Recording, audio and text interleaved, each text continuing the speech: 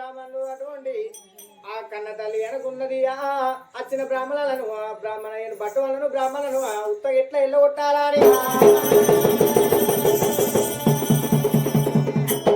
ఆవు దానం వేసింది, గోవు దానం వేసింది, అన్నదానం వేసింది, వస్త్రదానం వేసింది, బంగారం స్వర్ణ దానం వేసింది. ఇవన్నీ దానాలు వేసినాక కన్న తల్లి పట్టణంలో ప్రజవారికి కూడా అన్నదానం వేసింది. దానంలో దానం ఏ దానం గొప్పదంటే అన్నదానం గొప్పదన్నది. ఎందుకంటే 10 తక్కల బంగారం ఇచ్చిన అత్తనవాడు, 10 కోట్ల రూపాయలు ఇచ్చిన అత్తనవాడు, 10 ఎకరాల భూమి ఇచ్చిన అత్తనవాడు. చాలు అనేది ఒకటే, కడుపు నిండినాక అన్నమే. కాబట్టి దానం వల్ల దానం ఏ దానం గొప్పదండి, అన్నదానం గొప్పదన్నరా.